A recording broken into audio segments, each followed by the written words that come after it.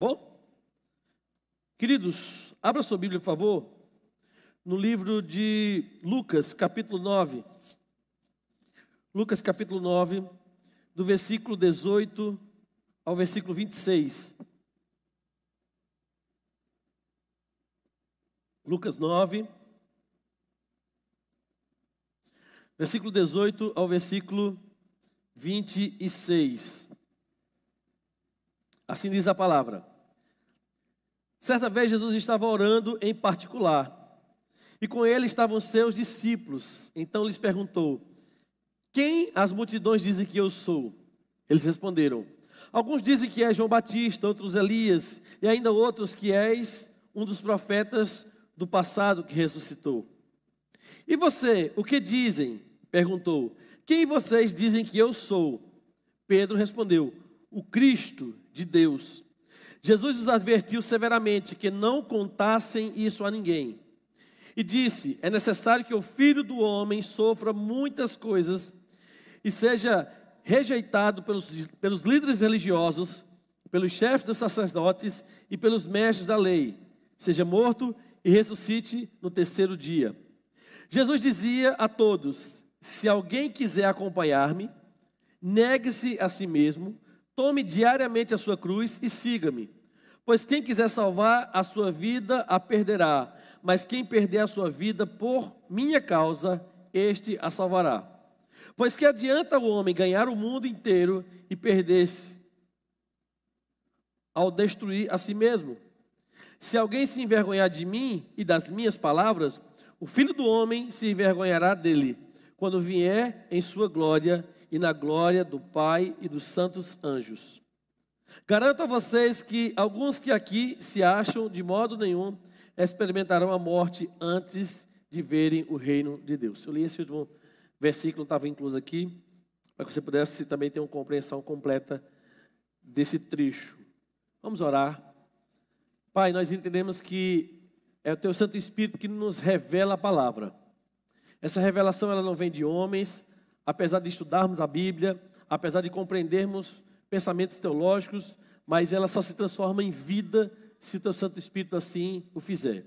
Então pedimos que cada um daqueles que aqui estão encontre a porção da palavra que necessitam nessa noite. Talvez não sejam o que gostariam de ouvir, mas certamente será aquilo que cada um de nós precisamos ouvir. Tudo isso nós pedimos com o auxílio do Santo Espírito e em nome de Jesus. Amém. Queridos, Jesus, ele era uma pessoa que estava sempre cercado com muitas pessoas. Onde Jesus estava, nossa, muitas pessoas o cercavam. E essas pessoas cercavam Jesus porque elas tinham necessidades. Só que a grande maioria das pessoas que cercavam Jesus, eles cercavam porque eles queriam se alimentar, porque eles queriam cura, porque eles queriam libertação, porque eles queriam algum tipo de intervenção de Jesus na vida deles. Então Jesus era sempre muito cercado. A Bíblia diz que algumas vezes Jesus saía para ficar em alguns lugares sozinho e não conseguia. E às vezes para conseguir isso era muito difícil. Então onde Jesus estava sempre tinha muita gente. Só que dentro dessa multidão, Jesus tinha os seus discípulos. E esses discípulos eram aqueles que ele estava treinando e ensinando princípios do seu Pai, né, da palavra, para que eles pudessem viver uma vida que agradasse a Deus. Infelizmente hoje nós vemos uma enxurrada de pessoas que não estão buscando Jesus porque querem conhecer o que fazer para agradar a Deus. Infelizmente muitas pessoas hoje só procuram Jesus para terem as suas necessidades supridas. Eu não estou dizendo que isso não seja uma esfera daquilo que Jesus veio fazer e continua fazendo. Eu estou dizendo que Ele não veio somente fazer isso. Aliás, isso é apenas parte do que Ele veio fazer. Isso não foi o principal propósito daquilo que Ele veio fazer. Certamente servir a Jesus, queridos, não é uma coisa fácil. Se alguém disser para você que é fácil seguir Jesus, ou é sempre fácil seguir Jesus, essa pessoa, talvez, ela não está seguindo Jesus como a Bíblia diz que ela deveria seguir. As pessoas, elas não têm um fundamento em Cristo. E por não ter um fundamento em Cristo, elas começam a associar que seguir Jesus significa frequentar um culto, significa de vez em quando fazer uma oração, ter um livro sagrado, que é a Bíblia, na sua casa, e isso é seguir Jesus. E não é. Infelizmente, há outros que ainda ficam romantizando essa relação com Deus. É claro que nós amamos o Senhor, e esse amor, ele é principalmente uma decisão que nós tomamos. O amor não é um sentimento, mas o amor é uma decisão. Nós decidimos amar o Senhor. Mas é claro que isso gera em nós esses sentimentos. É por isso que a gente chora, é por isso que a gente se alegra, é por isso que a gente celebra e tantas outras coisas. Mas ninguém pode fundamentar a sua relação com Jesus baseado somente no que você sente. Porque se você basear a sua relação com o Senhor Jesus naquilo que você sente, uma hora você vai amar Jesus, mas outra hora você vai ficar muito chateado com Ele. Por quê? Porque talvez Ele vai te pedir algumas coisas que para você é difícil de entregar. A Bíblia conta a história que Jesus encontrou com um jovem. Esse jovem disse que seguia a palavra desde criança. E Jesus fez só um pedido para ele. Tá, se você quer herdar o reino de Deus, vai lá. Vende tudo que você tem. E agora me segue. Dá aos pobres e depois me segue. Aí a Bíblia diz que aquele jovem, ele saiu triste, porque possuía muitos bens. E ele não estava disposto a abrir mão daquilo. Então tem muita gente que tem o desejo de seguir Jesus, que tem um sentimento para seguir Jesus, mas no momento que Jesus estabelece princípios, essas pessoas, elas fogem. Mas eu creio, e a minha oração é que essa não seja a sua escolha hoje e em nenhum dia da sua vida. Jesus chamou os seus discípulos para uma vida sacrificial. O que é uma vida sacrificial? É uma vida que vai exigir de você fazer alguma coisa que, humanamente falando, você não conseguiria fazer, ou você não gostaria de fazer. Mas existe uma fé romântica, e essa fé romântica diz que está tudo bem, que você não precisa fazer tudo, que Jesus vai entender, que Jesus conhece seu coração. Ele está só preocupado com o seu coração. E se você, no seu coração, amar Jesus, mas na sua vida não demonstrar isso, está tudo bem. E não é bem assim. Existe céu e existe inferno. Se para Jesus estivesse tudo bem, não existiria inferno. Algumas coisas não estão bem. Algumas coisas precisam ser consertadas nas nossas vidas. A fé romântica é fruto de uma vida que está mais atraída pelas bênçãos de Deus do que comprometida com o Deus das bênçãos. Ou seja, uma pessoa que ama a Jesus ou ama o reino de Deus somente sentimentalmente, ela está mais preocupada com aquilo que ela vai ganhar do que com aquilo que ela pode oferecer ao reino de Deus. Hoje eu quero falar para vocês sobre essa fé. E o título da nossa mensagem é: não romantize sua fé. Isso significa que talvez o que você vai ouvir hoje são coisas que você vai dizer assim: nossa, muito difícil. Não sei se eu vou dar conta. Não sei se eu vou conseguir suportar. Mas se Jesus colocou na palavra, é porque eu e você, claro, nós podemos experimentar isso. Você pode perguntar: pastor, como é que alguém, na prática, ela romantiza a sua fé? Existe uma porção de coisas que eu poderia falar, mas eu quero me basear nessa palavra. Como é que alguém que romantiza, ou seja, que acha que a fé é uma coisa bonitinha, ou seja, uma coisa muito coloridinha, muito cheia de coraçõezinhos, como é que alguém está romantizando a sua fé? Primeiro, ela romantiza a sua fé quando ela acha que Jesus está desesperado por seguidores. Quando ela acha que Jesus vai fazer de tudo, quando eu falo de tudo, é até aceitar tudo para que ele possa ter o maior número de seguidores. Talvez você está confundindo com as pessoas que são influência digital. Essas pessoas, às vezes, elas fazem de tudo. Elas colocam a vida em risco. Às vezes, elas são capazes de fazer tudo. Se expõem. Ridiculariza outras pessoas. Porque ela quer curtida, ela quer seguidor. Ela quer alguém aplaudindo o que ela está fazendo. E quando ela coloca alguma coisa na internet que as pessoas não curtem, que as pessoas não comentam, que as pessoas não compartilham, ela não se sente amada. E aí ela vai buscar uma outra coisa para se sentir aceita pelos outros. Jesus não veio para se sentir aceito. Jesus veio para cumprir um propósito do seu Pai. E quando nós lemos esse texto, nós vemos claramente que Jesus coloca alguns critérios para que isso aconteça. Claro que nós sabemos que por onde Jesus passava ele era cercado pela multidão. Claro que a gente sabe que essa mesma multidão queria bênçãos materiais, na sua maioria, e não seguir de fato o propósito de Jesus. Jesus multiplica pães e alimenta mais de 5.000 homens, sem contar mulheres e crianças. Mas no momento que Jesus começa com um discurso mais duro, essas pessoas se afastam de Jesus.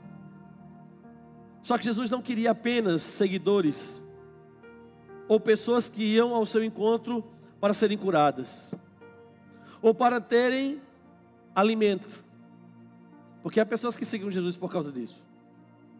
O texto que nós acabamos de ler nos mostra que algo que era uma condicional era a mudança de vida. Versículo 23 diz o seguinte: Jesus dizia: se alguém quiser acompanhar-me, ele começa a dizer. Isso significa que pode ter alguém que não queira. E que você está no seu direito, você pode não querer. Você pode simplesmente dizer assim: pastor, eu quero só ficar nesse nível aqui, eu não quero crescer. Claro, é um direito seu. É uma decisão sua, porque Deus nos deu essa oportunidade de fazermos escolhas. Mas deixa eu te falar uma coisa: não diga que você está vivendo no centro da vontade de Deus, se você não está disposto a cumprir toda a palavra, e não somente uma parte da palavra, ou a que mais lhe agrada. Claro que Jesus amava os doentes, é por isso que ele curava. Claro que Jesus amava os famintos, é por isso que ele alimentava essas pessoas. Mas o fim do ministério de Jesus não era esse. E ele fala assim: ó, se alguém quiser vir, se alguém quiser me acompanhar, se alguém quiser abraçar o meu propósito, eu vou receber. É por isso que o Senhor nos recebe imundos pelo pecado, mas ao mesmo tempo Ele nos lava e nos purifica. É por isso que para entregar a vida a Jesus, você não precisa consertar ela antes para depois entregar. Você precisa entregar para que Jesus te ajude a consertá-la. Talvez você não se ache digno: ah, pastor, mas eu não me acho digno. Você nunca vai ser digno. Eu não sou digno, nunca serei digno, e eu não sou melhor do que você. Jesus, Ele te recebe porque Ele te ama, mas Ele está dando a oportunidade de você fazer uma escolha. A vontade do meu coração é que todos se salvem, assim como Deus. Essa é a minha inspiração. Nossa, se Deus quer que todos se salvem, porque esse é o melhor. É a melhor coisa que deve acontecer. Então, Jesus também quer que você se salve. Jesus quer também que você seja transformado. Mas Jesus não quer que você faça isso porque acha que Ele está carente, porque acha que Ele precisa de você. Não. Isso é somente um sentimento egoísta ou um pensamento imaturo nosso. Achar que Jesus precisa da gente. Achar que se eu não entregar a minha vida para Jesus, Ele vai ter perdido o trabalho que Ele teve de morrer por mim. Não. A principal fonte de cumprimento da missão de Jesus foi cumprir a vontade do Pai, a vontade de Deus, e consequentemente a demonstração do amor dele por nós. Mas a fonte de amor de Jesus não é por a pessoa, é pelo seu Pai, é por Deus. Então, quando eu olho para esse texto aqui, eu entendo que Jesus não me quer somente como um seguidor, somente como alguém que quer ser abençoado. Alguém que segue Jesus e diz: Jesus, abençoa meu casamento. Jesus, abençoa os meus filhos, abençoa meu esposo, minha esposa. Jesus, me dá um emprego. Jesus, me cura dessa doença. Tudo isso Jesus pode fazer. Mas o fato de você ser alcançado por alguma bênção de Jesus não significa que você foi alcançado na totalidade, pela transformação espiritual que Jesus quer fazer na sua vida. A Bíblia conta a história de 10 homens que foram tocados por Jesus, que foram curados por Jesus, e eles eram leprosos, ou seja, eles tinham uma doença incurável para aquela época. Mas a palavra diz que somente um voltou para agradecer, e esse que voltou para agradecer, além de ser curado, ainda foi salvo. E os outros 9, segundo a Bíblia, não foram, só foram abençoados fisicamente. Então, uma grande forma de você romantizar a sua fé é você achar que Jesus está desesperado por seguidores, que Jesus quer a todo custo que as pessoas estejam seguindo Ele. Não, Ele quer salvar todos, mas Ele não vai ficar mimando você, Ele não vai ficar tratando você igual um bebezinho. Você precisa crescer, você precisa amadurecer a sua fé. Claro que todos nós temos um período de amadurecimento. O apóstolo Paulo nos fala sobre isso. 1 Coríntios capítulo 13, ele diz que quando era menino, ele falava como menino, ele sentia como menino, ele pensava como menino. Mas depois ele deixou as coisas de menino. O amor que ele tinha por Deus amadureceu. Então, pare de romantizar a sua fé, achando que Ele está preocupado só com o seu coraçãozinho, que Ele te ama e Ele vai deixar, e Ele aceita você de qualquer jeito. Não, quando eu falo aceitar você de qualquer jeito, é caminhar com Ele de qualquer jeito. Não. Você aceita as pessoas de qualquer jeito? Você aceita que as pessoas continuem vivendo com você e caminhem com você de qualquer jeito? Se você não aceita isso, por que você acha que Jesus vai aceitar? Ah, porque Jesus Ele é Senhor, porque Ele é poderoso, porque Ele é amoroso. Certo, tudo isso é verdade. Mas depois de falar essa condicional, se alguém quer vir, ou seja, pode ser que tenha algumas pessoas que não queiram, mas se alguém quiser vir após mim, tem algumas coisinhas que vocês precisam considerar. Jesus não quer apenas seguidores, mas pessoas comprometidas com a sua causa. Ele não quer ver somente a igreja cheia, Ele quer ver a igreja cheia de discípulos de Jesus. Ele não quer somente números, Ele quer números que todos se salvem, mas que estejam comprometidos com Ele. A segunda coisa que eu destacaria nesse texto, de pessoas que romantizam a sua fé, é que elas acham que pode seguir Jesus e permanecer de qualquer maneira. Ou seja, em primeiro lugar, eles acham que Jesus está desesperado pelas pessoas. Em segundo lugar, eles acham que o importante é fazer as coisas boas. O importante é ter boas obras. E não é isso. Jesus começa dando um testemunho a respeito da sua vida, da sua missão.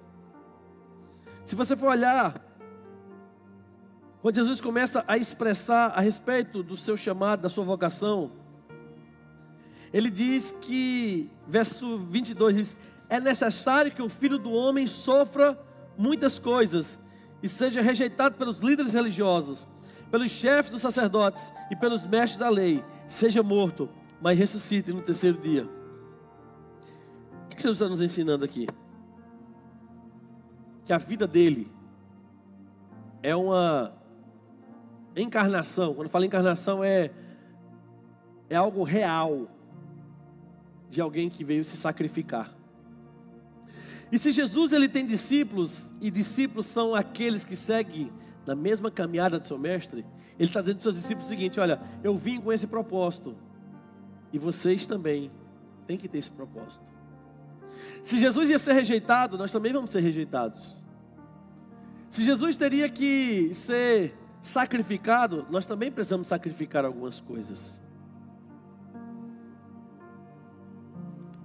ele começa a enumerar. Eu quero falar sobre 3 coisas aqui, dentro desse tópico, que o Senhor estabeleceu como características daqueles que decidiram segui-lo. Ele diz assim, ó, se alguém quiser me seguir, se alguém quiser me acompanhar, se alguém quiser vir após mim, então deixa eu dizer para eles, e deixa eu esclarecer para vocês, discípulos, o que é necessário. Ele fala assim, primeiro, negue-se a si mesmo. Negar-se a si mesmo. Jesus começou dizendo, se alguém quiser me acompanhar, negue-se a si mesmo. Negar a si mesmo, querido, significa deixar de lado os nossos desejos egoístas e colocar a vontade de Deus acima de tudo. Significa renunciar aos nossos próprios interesses em favor dos interesses do reino de Deus e dos outros. Significa que quando você for tomar uma decisão, você não faz mais aquilo que você acha que deve fazer. Você faz aquilo que a Bíblia diz que você tem que fazer. A Bíblia não é um livro de sugestão. Quando a Bíblia diz que você tem que perdoar alguém, ela não está sugerindo que você perdoe. Ela está dizendo assim, olha, você tem que perdoar. O grande problema é que a gente quer fazer as coisas relacionando isso a um sentimento. Ah, mas eu não sinto que eu devo fazer isso. Você nunca vai sentir. Por quê? Porque, por exemplo, o perdão é algo divino. Se não for Deus te conduzindo para isso, se não for Deus trabalhando nesse seu coração, você não faz. E aí eu olho para esse texto aqui, eu vejo Jesus dizendo o seguinte, olha, a primeira coisa que você precisa fazer é negar a si mesmo. Todo mundo nasce com um DNA. O DNA é aquilo que nos diferencia um do outro.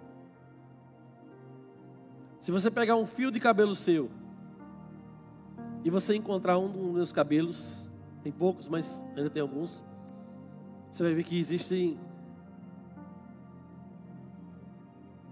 DNAs diferentes. Eu sei que você sabe, por exemplo, algumas características que são bem próprias de você. Às vezes essas características acompanham a sua família. Às vezes você acha assim, eu sou uma pessoa tão estourada ou estourado, isso faz parte da minha família. A família da gente não tem paciência nenhuma. E você vai vendo algumas coisas, desonestidade, por exemplo, a gente mente, é tão normal. Às vezes isso caracteriza a sua família, infelizmente. Aí você entrega a sua vida a Jesus.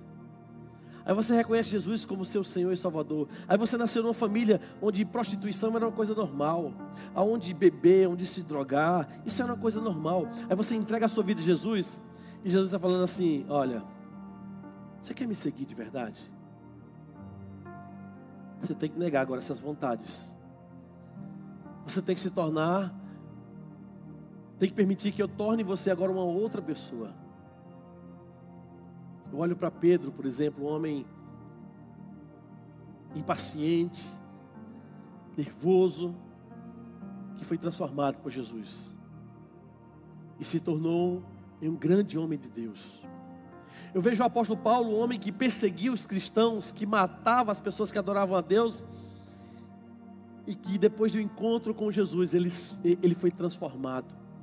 E ele deixou de ser perseguidor, e ele agora passou a ser perseguido, porque pregava sobre Jesus. E o apóstolo Paulo morre, mas antes de morrer, ele deixa um texto que muito nos inspira a continuar sendo fiéis ao Senhor. Quando ele diz, combati o bom combate, completei a carreira e guardei a fé.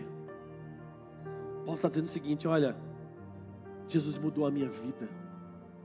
Antes eu matava as pessoas, agora eu prego o evangelho da salvação às pessoas.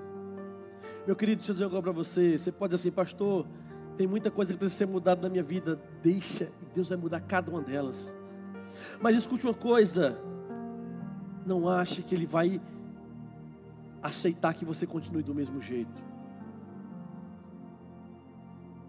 por isso que o Espírito Santo o tempo todo está te incomodando. Porque para seguir Jesus, o Espírito Santo vai nos ajudar a aprendermos a negarmos a nós mesmos, as nossas vontades. Muitas vezes colocamos nossos próprios interesses e desejos acima de tudo, deixando Deus em segundo plano. Precisamos aprender a negar a nós mesmos e colocar a vontade de Deus acima de todas as coisas na nossa vida. Uma outra coisa que Jesus fala nesse segundo ponto aqui é que nós precisamos tomar a nossa cruz. Jesus continua dizendo nesse versículo 23: tome a sua cruz. A cruz era o símbolo da morte naquela época. Falar em cruz era a mesma coisa que falar em morte. E não era qualquer morte, era da morte mais humilhante. E não somente mais humilhante, mas uma das mais dolorosas. Tomar a sua cruz significa estar disposto a sacrificar tudo, inclusive a própria vida, pelo amor a Deus e pelos outros. Significa estar disposto a enfrentar a perseguição e a rejeição por causa da sua fé em Cristo. Jesus fala assim: olha, os líderes religiosos, eles vão me colocar de lado, vão me rejeitar. Os chefes dos sacerdotes, os mestres da lei, os maiores estudiosos da Bíblia, vão me rejeitar. E não somente vão me rejeitar, mas eles vão me matar. Mas tudo isso faz parte de um plano de Deus. Mas querido, escute uma coisa. O Senhor continua pedindo para que nós possamos carregar essa cruz. E carregar essa cruz não é somente negar a nossa vontade, mas é estar disposto a ir um pouco mais além. Porque as transformações elas acontecem, mas elas acontecem a ponto da gente, às vezes agora até arriscar a nossa própria vida, porque nós queremos obedecer a Deus. É arriscar um emprego, ser demitido, para se manter fiel a Deus. É arriscar as chacotas e as piadinhas dos colegas de faculdade, de escola, porque você não está agindo como um homem, como um macho, porque você escolheu ser santo, porque você não escolheu ser santa, porque você escolheu fazer a vontade de Deus. É abrir mão daquilo que não te caracteriza como um homem de Deus e uma mulher de Deus, e agora abraçar aquilo que faz com que você esteja vivendo no centro da vontade de Deus. Tomar a cruz, querido, é se parecer cada vez mais com Jesus. E a pergunta que eu faço para você é: o que você faz hoje faz com que você pareça mais com Jesus ou menos? As pessoas conseguem enxergar isso? As palavras que você fala a respeito da sua família, da sua igreja, da sua fé, expressam realmente o homem e a mulher de Deus que você deve ser ou não? Muitas vezes temos medo de enfrentar a perseguição, a rejeição por causa da nossa fé. Precisamos estar dispostos a tomar a nossa cruz e seguir a Cristo, mesmo que signifique enfrentar dificuldades e desafios. No primeiro culto eu compartilhei uma grande experiência que a gente passou, foi essa experiência da pandemia. Difícil, doloroso. Queridos, houve um tempo que eu vendo os meus amigos pastores novos morrendo.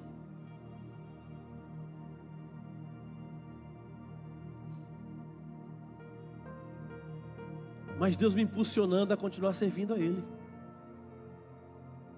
Eu falei, né, que eu lembro o primeiro culto que a gente fez. Não, eu lembro da reunião que a gente estava decidindo se a gente ia continuar com a igreja aberta, não ia. Não tinha, o governo não tinha nem decidido isso. Eu lembro, meu Deus, que a coitada de Dani deu um espirro. Meu irmão, foi sujo. Aí, né? É alergia, gente. E aí teve o primeiro culto, o pessoal abrindo na porta com o pé. Todo mundo um distante do outro. Mas a gente estava aqui servindo. com cuidado, com precaução, mas servindo. Eu lembro que a gente tinha até uma brincadeira assim, eita, olha, se alguém pegar primeiro diz, viu? E queridos, nós passamos o furacão, o momento mais difícil da pandemia, e todos aqueles que estavam servindo aqui, nenhum foi contaminado. E queridos, não é porque a gente é mais queridinho, não é porque Deus nos ama mais do que outras pessoas, não é por causa disso, não. Porque a gente poderia ter adoecido como qualquer outro, poderia ter morrido como qualquer outro pastor, mas porque eu entendi que quando a gente abraça o reino de Deus, a gente está disposto a sacrificar. Então, se você quer seguir Jesus, entenda o seguinte: tem que ter sacrifício. Você vai ter que tomar a cruz, você vai ter que fazer coisas que precisarão morrer em você. Ah, eu sou uma pessoa tão orgulhosa, isso tem que morrer. Ah, eu sou uma pessoa tão mentirosa, isso tem que morrer. Tudo aquilo que de alguma maneira envergonha o reino tem que morrer na sua vida. Tem que colocar isso na cruz.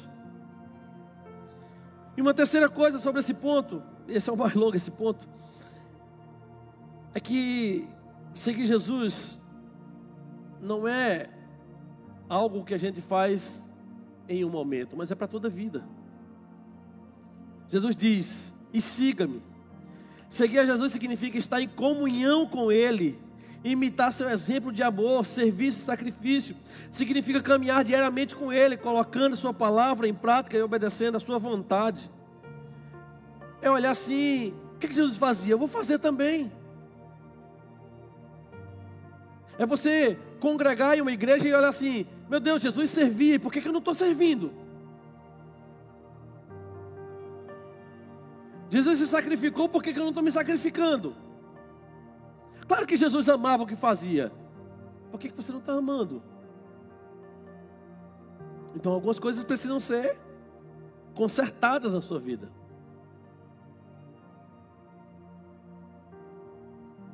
Muitas vezes queremos seguir só os nossos próprios caminhos, em vez de seguir o caminho que Jesus tem para nós. Precisamos estar dispostos a segui-lo em todos os momentos, colocando sua palavra em prática em nossa vida diária. Pastor, você está dizendo que é uma vida perfeita? Não.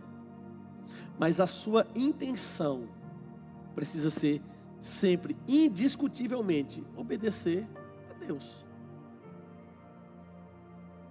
A Bíblia até diz que muitas vezes nós vamos até precisar deixar os nossos pais, se o custo disso for necessário para obedecer Jesus. Eu lembro que quando eu fui para o seminário, para me preparar para o ministério pastoral, para o curso de teologia, eu lembro que meus pais não queriam. Eu lembro que minha mãe dizia: não vá, e meu pai disse: não vá. E eu não fiz isso em desobediência, porque eu queria ser rebelde com eles, não, porque eu amo meus pais. Eu fiz isso porque o que queimava dentro de mim era maior do que qualquer outra coisa aqui fora. E aí eu decido me submeter a essa vontade divina. E para a glória de Deus, a minha mãe que dizia: não vá, já entregou a vida a Jesus. Em último lugar, queridos, pessoas que romantizam a sua fé, eles limitam no pensamento deles as bênçãos de Jesus somente a esse mundo terreno. Aquelas pessoas que seguiam Jesus, eles seguiam assim: vamos garantir nosso café, vamos garantir nossa comida, vamos garantir a nossa cura, vamos garantir isso, garantir aquilo, como se Jesus fosse um provedor de coisas aqui para a terra. Jesus, ele curou, ele fez muita coisa, mas ele começou a falar sobre as coisas do reino. E ele começa a explicar a missão dele. Olha, a minha missão não é suprir vocês em tudo que vocês querem. A minha missão é levar vocês para o céu. E aí vocês agora precisam entender que tem que ter sacrifício. Tem que negar a si mesmo. Tem que tomar a cruz, tem que me seguir. E a Bíblia diz que algumas pessoas, aliás, algumas não, milhares de pessoas se afastam de Jesus. Aí Jesus pergunta aos discípulos, e o apóstolo Pedro diz que ele não quer deixar Jesus. Ele fala para Jesus: para onde nós iremos se só tu tens as palavras de vida eterna? Pedro entendeu que Jesus era aquele que dava a pesca maravilhosa, mas Jesus era aquele que principalmente iria levar qualquer pecador que se arrepender de seus pecados para o céu. Talvez você diga assim: pastor, estou muito interessado nesse negócio do céu. É um direito seu. Pastor, não estou muito interessado em seguir Jesus. Nossa, é um direito seu. Você pode tomar essa decisão. O que você não pode é querer ir para o céu depois que Jesus voltar. O que você não pode é querer se encontrar com Deus Pai depois que você morrer. Aí a Bíblia diz que depois disso vem o juízo. E o juízo é o céu ou o inferno. Será que não vale a pena se sacrificar? Será que não vale a pena obedecer? Será que não vale a pena abrir mão de coisas passageiras para abraçar aquelas coisas que são eternas? Meus amados, Jesus está nos chamando para negarmos a nós mesmos, para tomarmos a sua cruz. O Senhor está nos chamando para vivermos uma caminhada com Ele, até que Ele volte. E não importa se algumas pessoas irão se perder o interesse por nós, a admiração por nós. Não, nós queremos é que o Senhor tenha admiração por nossa vida. Que possamos, queridos, ser fiéis a esse chamado, colocando a vontade de Deus acima de tudo em nossas vidas. Que o Espírito Santo nos dê forças para seguir Jesus em todos os momentos. Não é fácil. Pastor, não foi esse evangelho que eu ouvi. Mas esse é o evangelho que você precisa saber que existe. E é o único evangelho. É o evangelho de Jesus que nos convida a uma caminhada sacrificial. Não é uma fé romântica. Não é uma vida cheia de chaves que vai nos dizer como resolver um problema ali, outro acolá, como ganhar dinheiro ali, outro acolá. Claro que Deus nos abençoe em todos os aspectos. Mas é uma chamada à morte, para que Cristo possa viver verdadeiramente em nós. Vamos ficar de pé e vamos adorar aquele que é digno de toda honra, de toda glória, de todo louvor.